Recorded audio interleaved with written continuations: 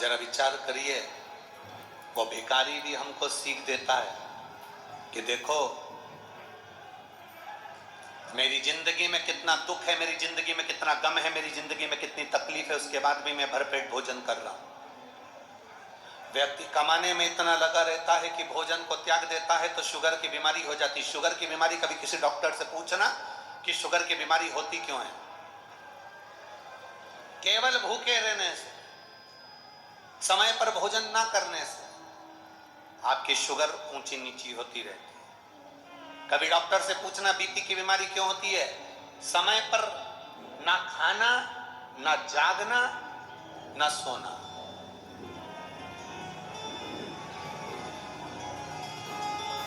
दुनिया का सबसे सुखी व्यक्ति कौन है? दुनिया का सबसे बड़ा करोड़पति कौन है?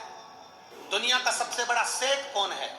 जिसके सोने वाले कमरे में, जिसके शयन कक्ष में, जिसके कमरे के अंदर, जिसके पलंग के पास में कोई दवाई या गोली नहीं है, वो दुनिया का सबसे बड़ा सेठ है।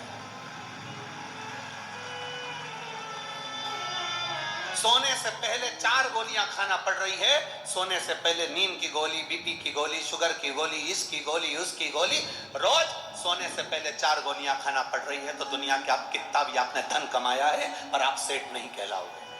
आप सेठ नहीं कहला सकते, क्योंकि प्रथम सुख निरोगी काया, द्वितीय सुख घर में माया। दुनिया का सबसे बड़ा सेठ वो है, आपके पलंग के पास कोई दवाई नहीं, कोई गोली नहीं, सवेरे उठते हो आराम से, सोते भी आराम से हो, बस बिना गोली के भी आराम से मोबाइल बंद करा, सोए और नींद आ गई। समझ लेना कि दुनिया के सबसे बड़े सेठ तुम हो।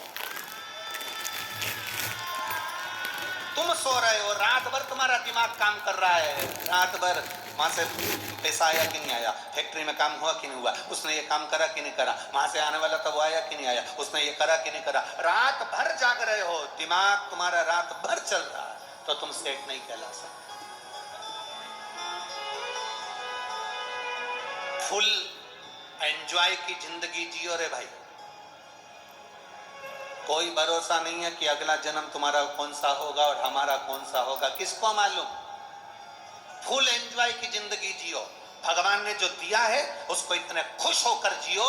अगर कम मिला, कम में जिंदगी अच्छी जियो, ज्यादा मिला, ज्यादा में जिंदगी अच्छी जियो। जैसा मिला, एक 10,000 रुपए महीना कमाने वाला भी अपनी पत्नी को रोज घुमाने चले जाता है।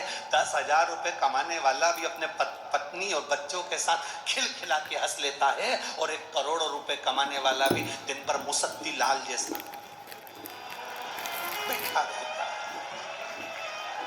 काय की जिंदगी जीना, फुल एंजॉय की जिंदगी जी। जो परमात्मा ने दिया कम नहीं दिया, जैसा दिया बहुत अच्छा दिया। घर में ऐसे रहो कि जैसे शंकर पार्वती रहते थे। शिव जी के परिवार में किसी देवता का परिवार निकाल कर बताओ, 33 कोटि देवी देवताओं के परिवार में बता दो कि पूरा परिवार किसी के साथ में हो। भगवान विष्णु और लक्ष्मी जी साथ में मिलेंगे, परंतु उनके बच्चे साथ में नहीं मिलेंगे। ब्रह्मा ब्रह्माणी साथ में मिलेंगे, पर उनके बच्चे साथ में नहीं मिलेंगे। इंद्र इंद्राणी मिलेंगे, पर उनके बच्चे साथ में नहीं मिलेंगे। आप किसी 33 कोटि देवी देवताओं की लिस्ट निकाल कर देख लो, किसी के देवताओं के बच्चे उनके साथ में नहीं है। केवल एक देवाधिदेव महादेव हैं जिनके बच्चे गणेश, कार्तिकेय, अशोक सुंदरी, जया, विषहरा, शामली बारी, दौतली, देव, शंकर भगवान का पूरा खानदान उनके साथ में है। क्योंकि शिव प्रेरणा देते हैं कि अपने परिवार के साथ फुल एंजॉय की जिंदगी जियो, भले कैलाश पर्वत पर रहो, चाहे कहीं पर भी रहो।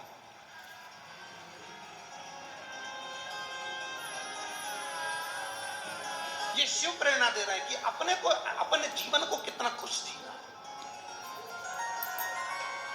अपने को अपना जीवन कितना आनंदमय जीना, अपने को अपना जीवन कितना आनंदमय बनाना, ये अपने ऊपर निर्भर करता है। 6 वर्ष की अवस्था माता रुक्मणी जी की, मात्र 6 वर्ष की अवस्था, और 6 वर्ष की अवस्था में माता रुक्मणी जी ने भगवान कृष्ण को अपना पति मान लिया था। आप इस कथा के पंडाल में बैठती हो और हम बोलते हैं बोल बम का नारा है और बाबा एक सहारा है। बाबा एक सहारा का मतलब ये है कि आप भोलेनाथ जी को अपना पिता मान लो, भोलेनाथ जी को अपना इष्ट मान लो, भोलेनाथ जी को अपना सखा मान लो, भगवान शंकर को अपना इष्ट, अपना सखा, अपना पिता, अपना बाबुल, अपना बाबा मानकर हम अपने दिल की बात भोलेनाथ जी से कर सके। उसका मतलब ये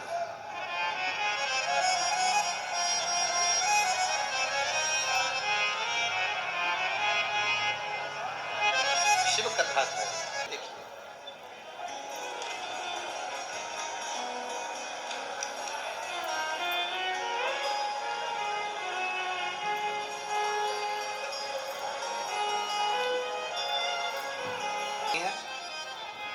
नहीं, एलईडी बंद हो गई है। आप कहते हो तो होए, तीन लोक नो खंड में मेरे शिव से बड़ा ना कोई। आपने बहुत अच्छी लाइन लिखी है, जहां भी बैठे हो आपको बहुत बहुत साधुवाद। गुरुदेव, कुछ समय के बाद फिर मेरी तबीयत खराब हुई। हम घर का इलाज करते रहे, स्वास्थ्य ठीक करते रहे, पर बाबा तो बाबा है। पशुपति व्रत करती रही और मेरा स्वास्थ्य बेकार चलता रहा। पर गुरुजी ऐसी कृपा हुई, जब तबीयत ज्यादा ही खराब हुई तब हॉस्पिटल दिखाया तो मालूम पड़ा कि मेरे बाबा ने मेरा गर्भ ठहरा दिया, मेरे गर्भ ठहर गए। पर दुख कर नहीं आई है, धड़कन नहीं आई।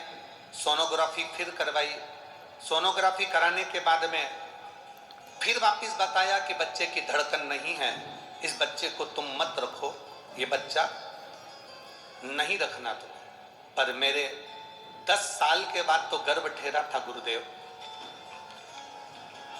मैंने उस बच्चे को रखा, धीरे धीरे करते करते जब सोनोग्राफी कराने जाते थे तब तक डर लगता, जाने का मन नहीं करता, तो कई सोनोग्राफी तो मैंने कराई नहीं। अब धीरे धीरे करते करते 7 महीने हो गए तो एक सोनोग्राफी और कराने का मन, डॉक्टर कहते रहे कराओ, तब सोनोग्राफी कराई।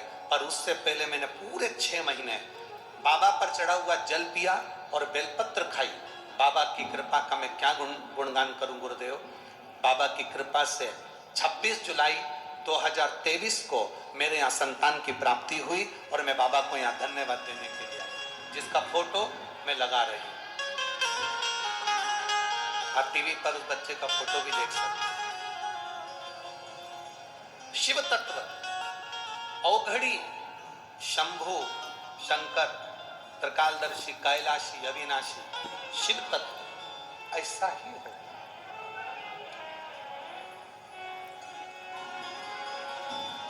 खाली न जाता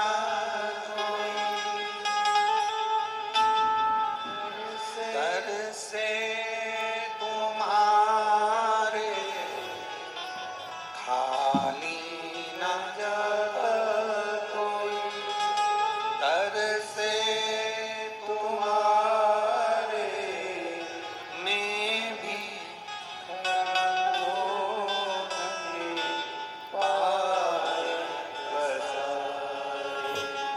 अपने लगा लो गिरा जा रहा हो, उठा लो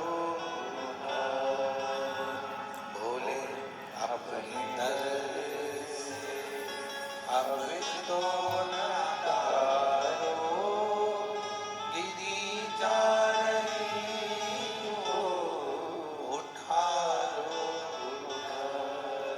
शिव कथा कर रही है, रुक्मणी जी ने 4 बार भगवान कृष्ण से विवाह कर लिया। पहला, अब आपको बताना है 4 बार के विवाह। पहला 6 वर्ष की अवस्था में, दूसरा बोलते जाओ, जब पत्र लिखा तब, तीसरा जब भगवान कृष्ण रुक्मणी जी को हाथ पकड़कर गोदी में उठाकर रथ पर बिठाकर द्वारका ले गए तब, और चौथा द्वारकापुरी में पहुंचने के 4।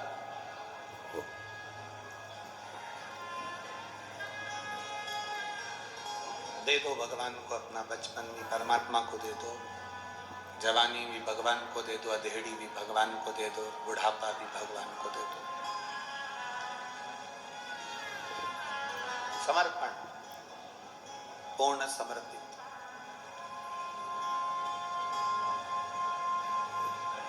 एक दिन रुक्मणी जी 6 वर्ष की अवस्था में रुक्मणी जी ने जो भगवान कृष्ण को अपना बना लिया, आज पिता विदर्भराज भीष्मक जी से कहकर रुक्मणी जी ने पिताजी से कहा, पिताजी मेरे दादा परदादा शिव की भक्ति में डूबे रहे हैं,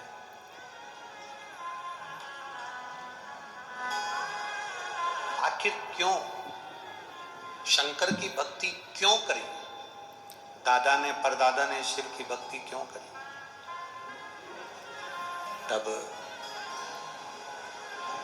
राजा भीष्मक ने, विदर्भराज भीष्मक ने कहा अपनी रुक्मणी से, रुक्मणी केवल एक देव ऐसे हैं जो बिना मांगे दे देते हैं। किसी भी देवता के आगे जाकर झोली फैलाना पड़ती है और कहना पड़ता है कि हमको ये दे दो, पर केवल वो कहते हैं ना, मांग कर जो देता है वो देव कहलाता है, जो बिना मांगे दे देता है वो महादेव कहलाता है। बिना मांगे देते हैं, बिना कुछ मांगने की जरूरत नहीं पड़ती। आप में से इतने सारे भक्त लोग शंकर की उदारता वाले सब यहाँ पधारे हो, शिव महापुराण की कथा सुनने के लिए आए हो, वो बिना मांगे क्या देगा तुमको, तुम्हें नहीं मालूम पड़ेगा। तुम तो आ गए, यहाँ तक पहुंच गए, फिर मर्जी उसकी है।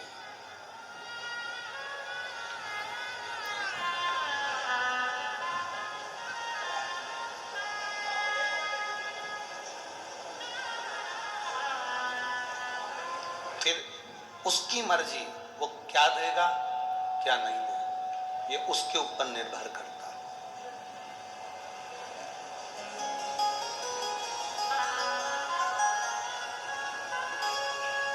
आप तो केवल बैठकर श्री शिवाय नमस्तुभ्यं, हम उसको जप लो, उसका भजन कर लो, उसका कीर्तन कर लो, उसका मंत्र जाप करो।